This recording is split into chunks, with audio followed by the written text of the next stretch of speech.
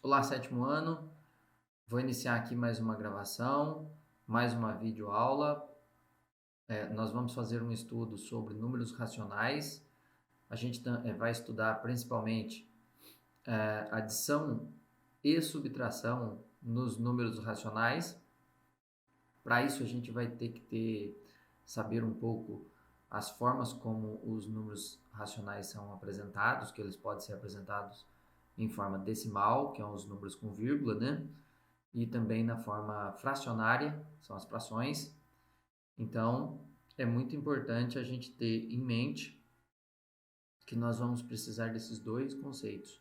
Como que a gente faz uma adição e uma subtração de números que possuem vírgula, de números decimais.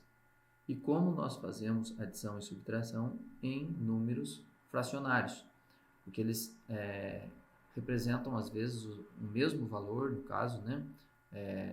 Um número fracionário pode ser expresso como um número decimal, assim como um número decimal pode ser expresso como um número fracionário. Então, é isso que nós vamos buscar aprender nessas videoaulas que eu vou passar para vocês, que nós vamos fazer aqui. Então, vamos lá.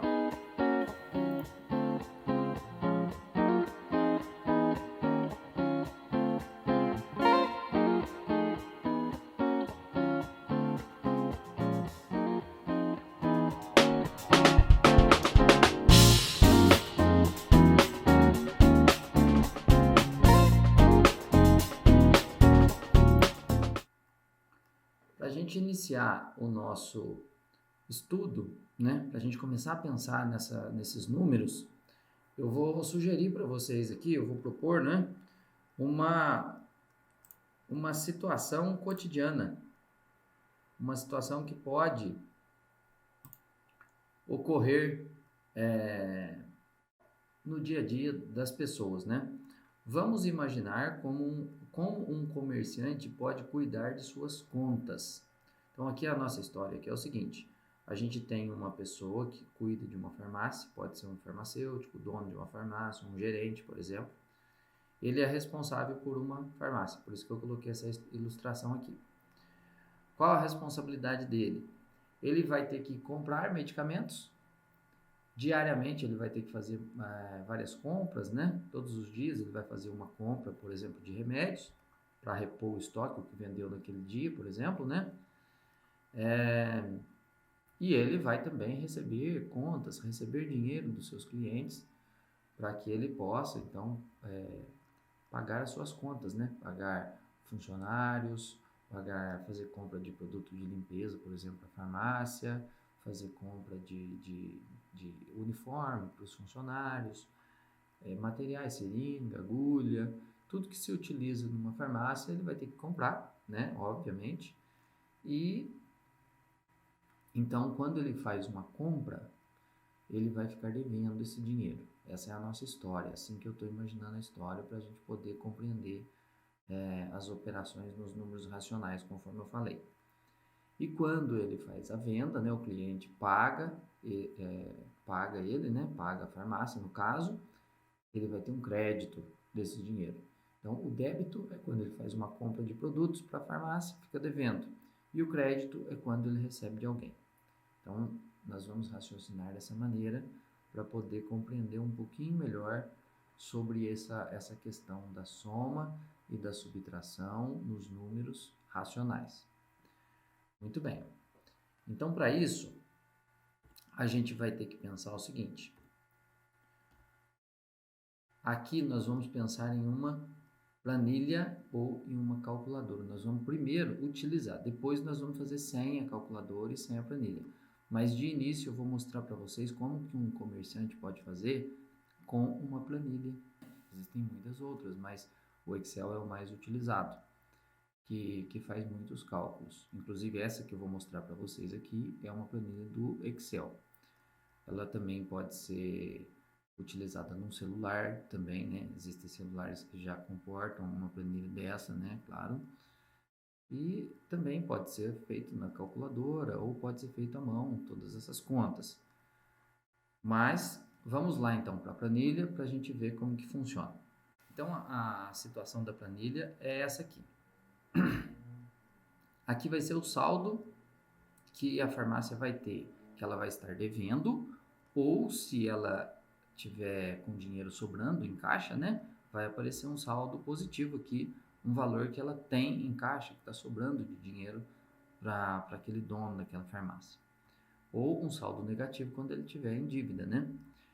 Então, inicialmente, eu coloquei 4 situações aqui, 4 datas para a gente imaginar de compras. Então, ele vai começar devendo, certo? Então, primeiro ele fez uma compra de medicamentos no dia 28 de maio de 2020, né? Imaginando essa situação, se ele fez uma compra, ele ficou devendo, então, né? E como ele ficou devendo, nós vamos colocar aqui, ó, no débito, tá? Fez a compra de medicamentos e ficou devendo. Vamos imaginar que a compra dele foi de R$ 5.325,78. Foi o valor que ele gastou. Muito bem, então nós já estamos aqui, ó, com débito de 5.325,78 e aqui, ó, um saldo negativo, um sinal de menos aqui na frente porque ele está devendo. E aí, um belo dia, ele precisou comprar produtos de limpeza. Então, novamente, ele vai ficar devendo. Vamos imaginar agora que a dívida seja de R$ 125,34, por exemplo. Bom, R$ 125,34 é o débito, né, que ele gastou. E esse valor vai ser somado. Por que nós vamos somar?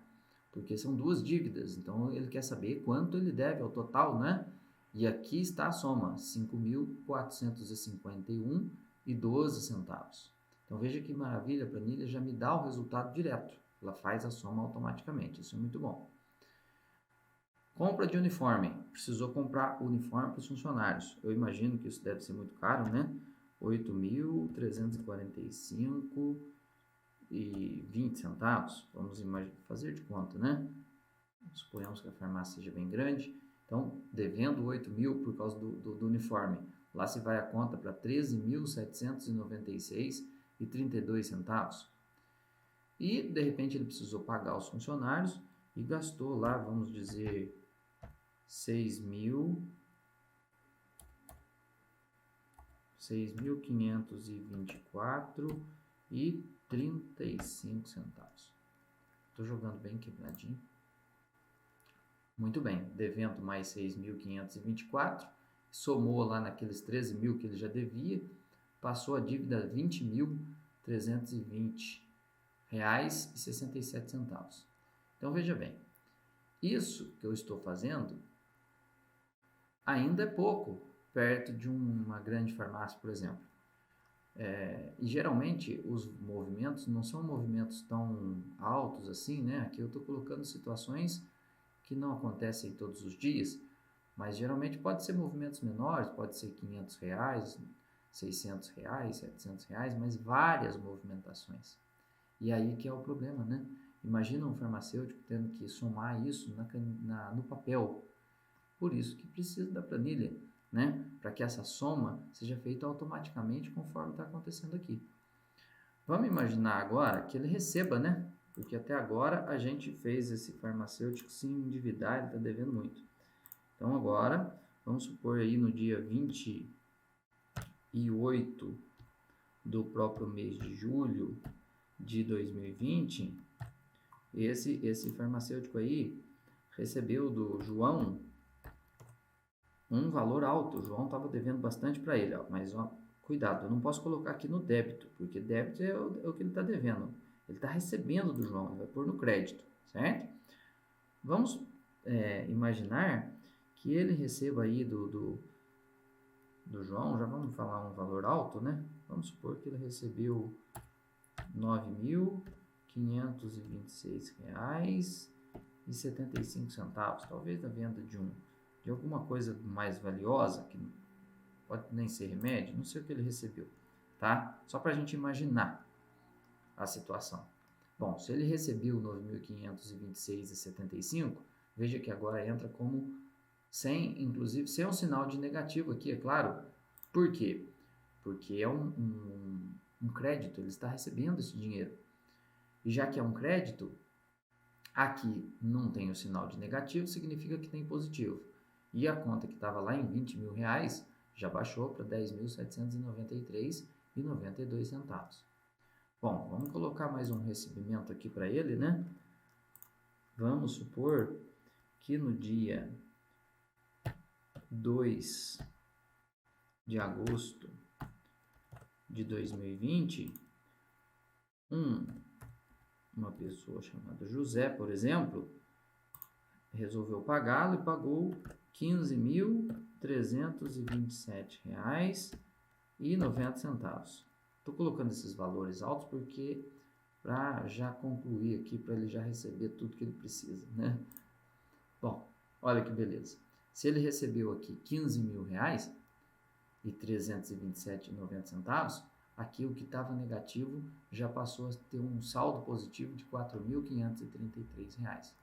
Então a planilha ela é muito boa para isso, porque o farmacêutico, o empresário ou a pessoa que trabalha em uma loja, ela não quer ficar perdendo tempo em fazer essas somas. Imagina somar esses centavos aqui, somar todos esses valores na caneta, de repente ele pode errar, né? E aí ele não vai ficar com um controle muito bom das suas contas. Então essa é a importância de se ter essas planilhas eletrônicas para facilitar o dia a dia de quem vai trabalhar com valores, com muitos números, muitas somas, né? E que requerem uma precisão muito grande, uma soma muito adequada, uma soma correta. Então esse primeiro vídeo era para isso, para mostrar uma situação prática do dia a dia. O que está acontecendo aqui é que os valores negativos foram todos somados, né? Aí ficou aquele saldo negativo, aquele valor alto que a pessoa ficou devendo. Depois ele foi recebendo valores positivos aqui, então foi subtraindo daquele valor negativo, e quando ultrapassou aquela dívida, o valor já ficou positivo, porque o saldo já ficou positivo. Então isso que é importante a gente observar, e diferente do que a gente vinha estudando em aulas passadas, né, dos números inteiros, a gente fazia essa operação de número negativo mais os números positivos, né, nos números inteiros.